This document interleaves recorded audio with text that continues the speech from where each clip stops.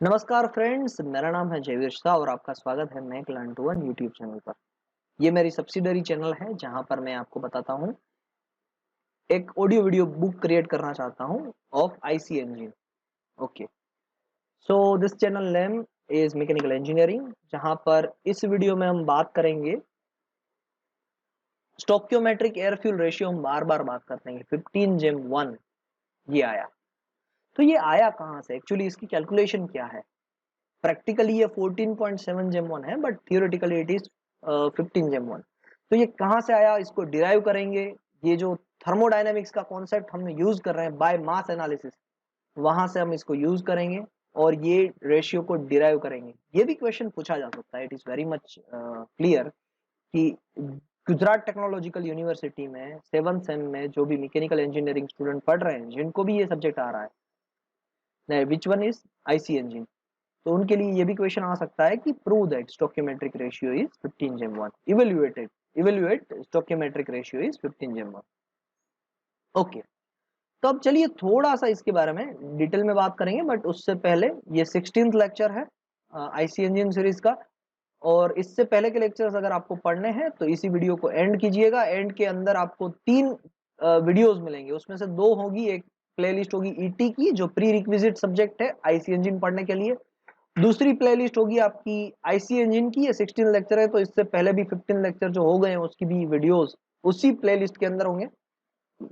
Share कीजिएगा, like कीजिएगा, subscribe कीजिएगा चैनल को। और आज का वीडियो शुरू करते हैं उससे पहले मेरा थोड़ा introduction. My self Jaiveer Shah, experience 10 years in as an assistant professor in Virayatara Institute of Engineering. Qualification B mechanical with 9.47 CPI. I scored 3 times 10 out of 10 SPI during my bachelor's. Masters in automobile with 9.12 CPI and PhD pursuing candidate. YouTuber, influencer and Indian patent agent. My Indian patent agent number is 3339. आगे दुनिया patent पे ही जाने वाली, India भी patent पे जाने वाला है, क्योंकि US already, European countries already patent पे काम कर चुके हैं। तो पैटेंट के बारे में जानते रहिएगा। वहां से ये भी एक इंटेलेक्चुअल प्रॉपर्टी है, तो जो इंटेलेक्चुअल पर्सन होते हैं, आप में ये पढ़ने के बाद आप भी इंटेलेक्चुअली हो जाएंगे। तो इंटेलेक्चुअल के पास थोड़ा सा एक्स्ट्रा नॉलेज होता है और उसको प्रॉपर्टी में कैसे कन्वर्ट करना, उसके लिए पैटेंट एजेंट बनाया जाता है या पैटेंट फाइल की जाती है। तो इंटरेस्टेड हो कमेंट में लिखिएगा, जो भी क्यूरियोसिटी है मैं सेटिस्फाइड करने की कोशिश करूंगा। अब बात करते हैं कि ये बाय मास एनालिसिस कैसे आया 15 जेम 1। मुझे कैलकुलेटर चाहिए होगा। Let's see, find it out, where is it.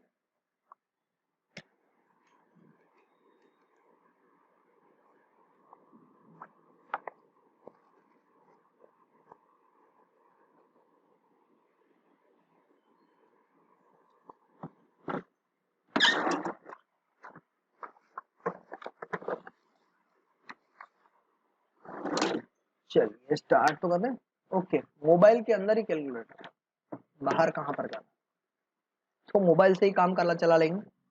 चलिए स्टार्ट करते हैं लेक्चर को। तो यहाँ पर है, पहले हमें पता क्या होना चाहिए, केमिकल नेम या केमिकल इक्वेशन ऑफ गैसोलीन, तो वो है C8H18, इतना पता होना चाहिए। और हम क्या कर रहे हैं, बायोमास एनालिसिस। तो एयर के अंदर अगर हम ज्यादा समझे तो एयर के अंदर 23.2% क्या है, ऑक्सीजन बायोमास, एंड बाकी का क्या है। तो अगर 23.2% है ये, तो 76.8% क्या है,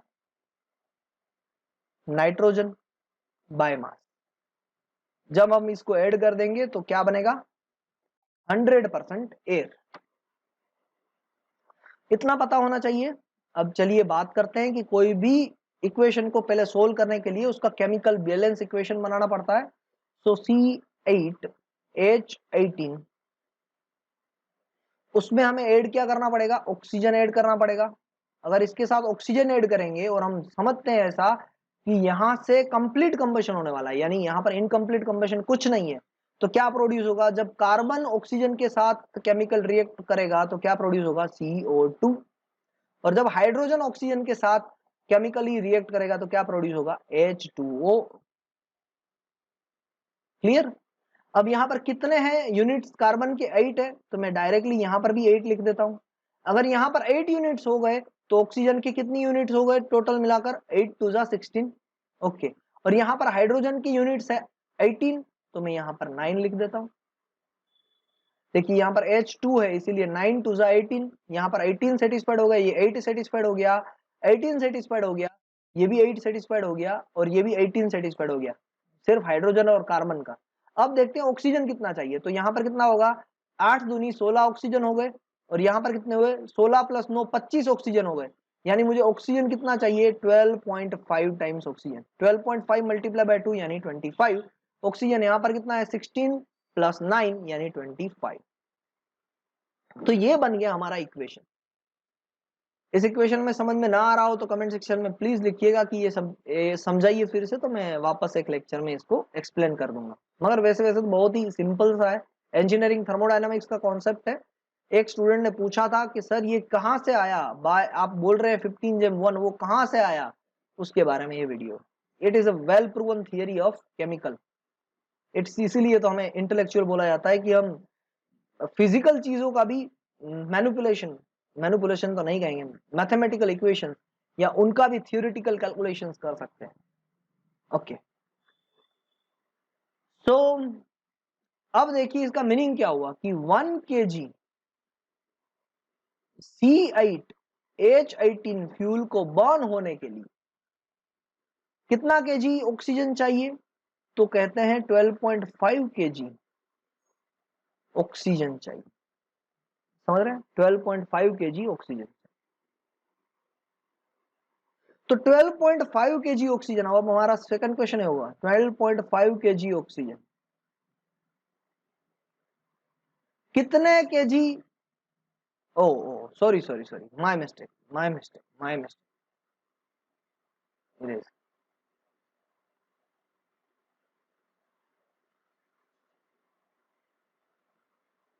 इसमें हमें एटॉमिक वेट देखना होगा, ये तो मैंने बाय वॉल्यूम एनालिसिस कर दी थी, एटॉमिक वेट देखना होगा।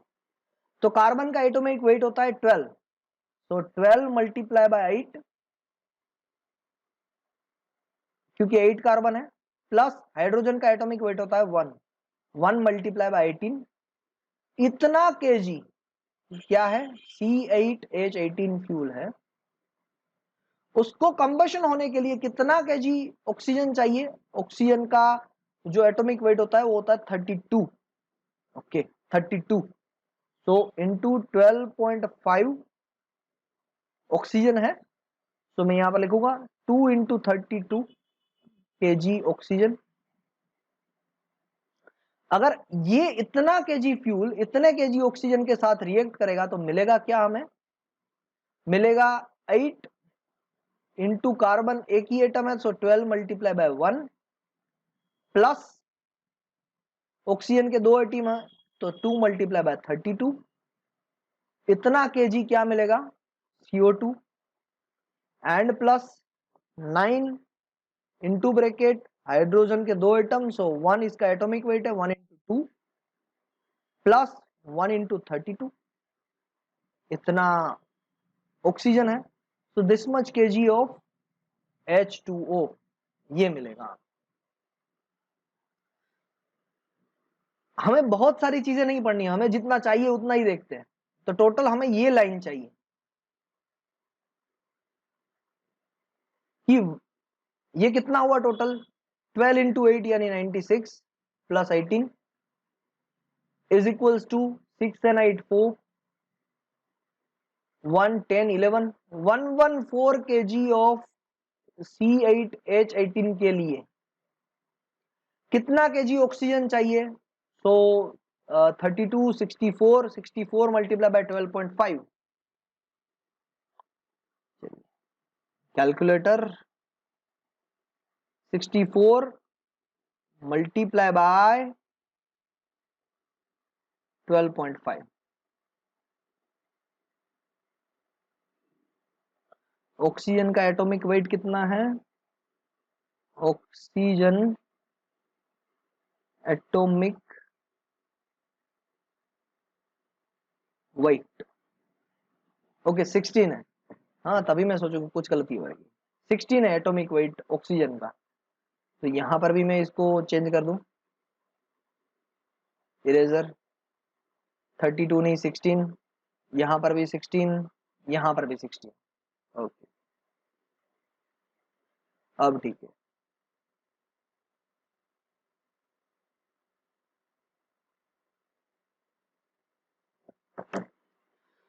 सो 32 मल्टीप्लाई बाय 12.5 कितना आएगा? 400। ये आ रहा है 400 kg of oxygen is required. वापस लिखता हूं कि 114 kg ऑफ पेट्रोल के लिए C8H18 के लिए कितना ऑक्सीजन चाहिए? So that is 400 kg of oxygen is required. तो 1 kg के लिए 1 kg of C8H18 के लिए कितना kg of oxygen चाहिए? तो 400 divided by 114 kg of oxygen चाहिए। इसकी वैल्यू कितनी आ रही है? 400 डिवाइडेड बाय 114,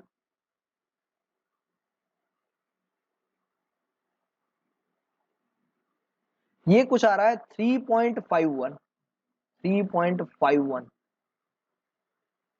kg ऑक्सीजन चाहिए, 3.51 kg ऑफ ऑक्सीजन चाहिए। Perfect, okay. 3.51 kg of oxygen कितने एयर में है? तो 1 kg of air contains by mass 0.232 kg of oxygen, और बाकी का क्या है? 0.768 kg ऑफ नाइट्रोजन। उससे हमें कुछ लेना देना नहीं। ऑक्सीजन कितना है?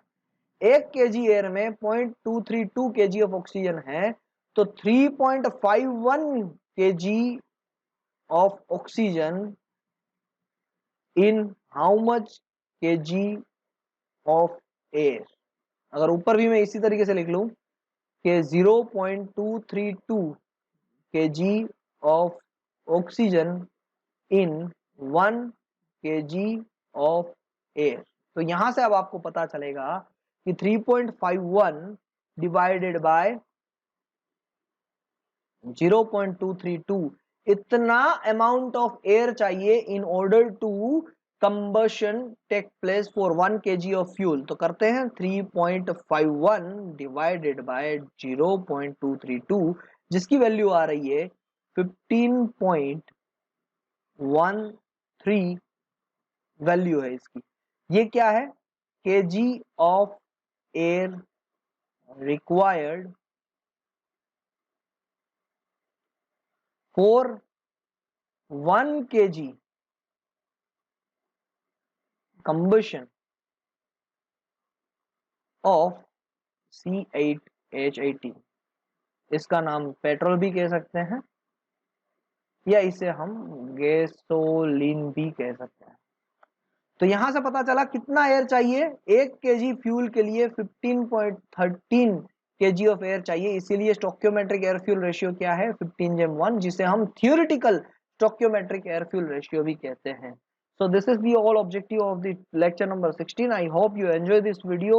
लास्ट में चेकआउट करना मत भूलिएगा प्ले लिस्ट को, और एक बार आप भी मुझे लिख के बता दीजिए कमेंट सेक्शन में कि थियोरिटिकल स्टोक्योमेट्रिक रेशियो कितना है, प्रैक्टिकल स्टोक्योमेट्रिक रेशियो कितना है, फिर लीन मिक्सचर किसे कहते हैं, रिच मिक्सचर किसे कहते हैं, एंड मैक्सिमम पावर के लिए, मैक्सिमम एफिशिएंसी के लिए एंड आइडलिंग कंडीशन के लिए कैसा मिक्सचर होना चाहिए। इतनी चीज मुझे लिख के भेजिएगा ताकि मुझे पता चले कि आपने एंड तक वीडियो देखा तो है। Thank you very much, have a nice day.